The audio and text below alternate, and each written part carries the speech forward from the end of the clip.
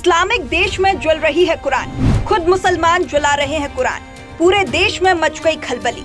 45 किताबों को कर दिया आग के हवाले। सरकार क्यों नहीं ले पा रही फैसला? अभी तक तो आपने स्वीडन, डेनमार्क से कुरान की किताब जलाने की खबर सुनी होगी, लेकिन अब जिस मुल्क से कुरान जलाने की खबर निकलकर सामने आ रही है वह मुल्क इस्लामिक मुल्क है, जहां पर 90% आबादी मुस्लिम आबादी है। और हैरान करने वाली बात यह है कि यहाँ एक दो नहीं बल्कि कुरान की 45 किताबों को आग के हवाले कर दिया गया है। कुरान को आग लगाना किसी दूसरे मजहब या किसी दूसरे पंथ के लोगों ने नहीं किया है, बल्कि खुद मुसलमान ही थे। यानी कि जो इस ग्रंथ को सबसे पवित्र मानते हैं वही लोग आज इस ग्रंथ को आग के हवाले कर रहे हैं। अब सवाल यह उठता है कि आखिर ऐसा क्या हुआ कि यहाँ के लोग अपने ही पवित्र किताब को आग के हवाले कर रहे हैं? फिर आखिर उन लोगों के साथ क्या हुआ, इस रिपोर्ट में देख लीजिए। लेकिन इससे पहले यह जान लीजिए कि यह मामला कहाँ का है।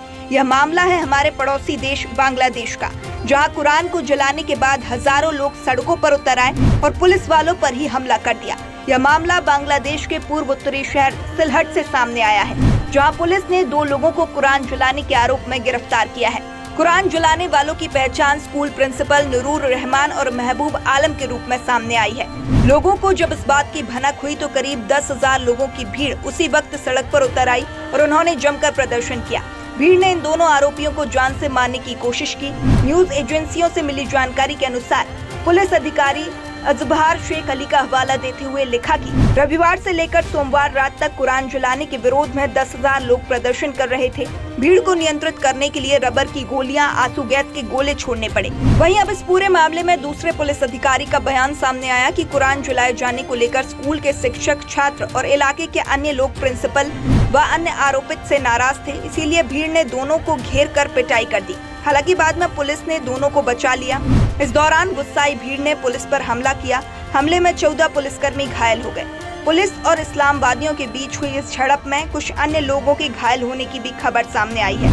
हालांकि घायलों की संख्या की पुष्टि अभी नहीं हुई है। अब सवाल यह उठता है कि मुस्लिम जो कुरान को बेहद पवित्र मानते थे, उन्होंने अपनी ही धार्मिक किताब को आग के हवाले क्यों किया?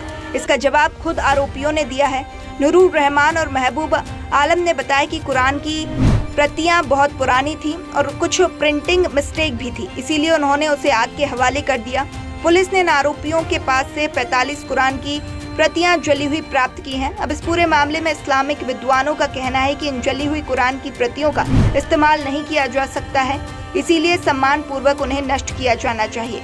हम आपको बताते चले कि बीते कुछ दिनों से स्वीडन और डेनमार्क में कई बार कुरान जलाने की घटनाएं सामने आ रही हैं, जिसका कई इस्लामिक देश विरोध भी कर रहे हैं। बहरहाल इस पूरे मामले में आपकी क्या प्रतिक्रिया है, हमें कमेंट बॉक्स में कमेंट करके जरूर बताएं।